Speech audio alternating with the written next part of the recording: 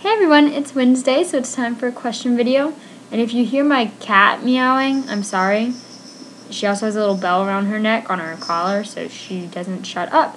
Because the bell goes ding-a-ling-ling-ling. And it's annoying, so if you hear that, try to tune it out. I'm sorry.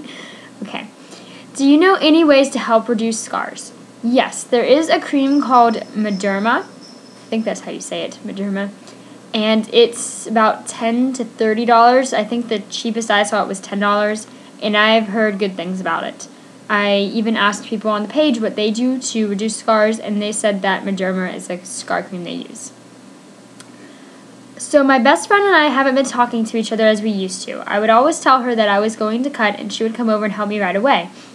But she has said to me I'm too busy. She came to me about her best friend issues, and I helped her through it because she doesn't see me as her best friend. She sees me as just someone else that she can talk to about her problems. Should I bring up that I can't talk to her about my cutting anymore, or just leave it?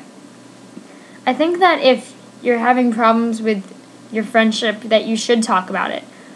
With relationships, whether it be boyfriend, girlfriend, or girlfriend, girlfriend, boyfriend, boyfriend, or friendships, anything like that, I definitely think communication is a big key to success with that.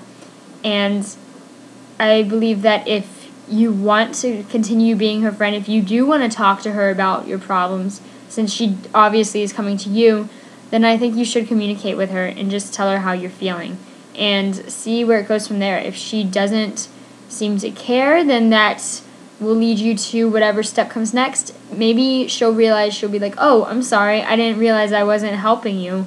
Let me get back on that. So you have no idea what will happen. So I would say go ahead and talk to her.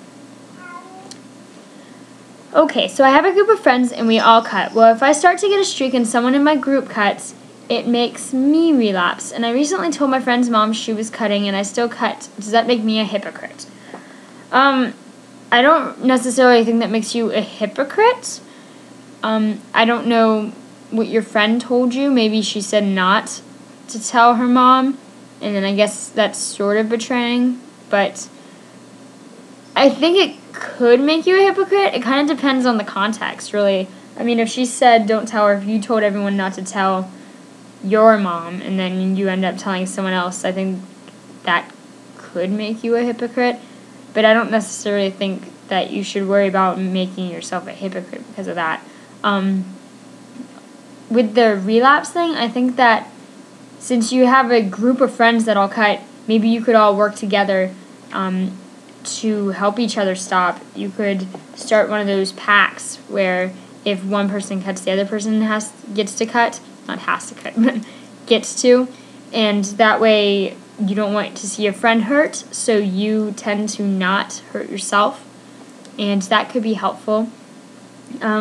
If she's mad at you for telling her mom, or if something bad becomes of it, I guess just apologize and try to work through it, try to communicate with them, and I guess if you don't want your family to know, that you should watch out, because I think if someone told my mom I hurt myself without me wanting them to, then I would probably tell their parent just to get payback. So watch your back on that.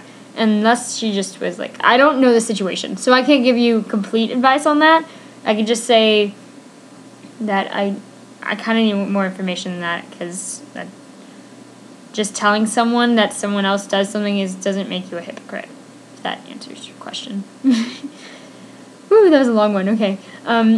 I'm not sure about how long my clean streak really is anymore. Is lying about it wrong if it helps me stop cutting?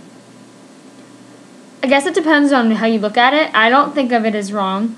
I guess you could just estimate at where you're at. Maybe you think that you've had a clean streak for about 7 weeks. You could say you've been clean for 2 months. I mean, I don't think it necessarily is bad.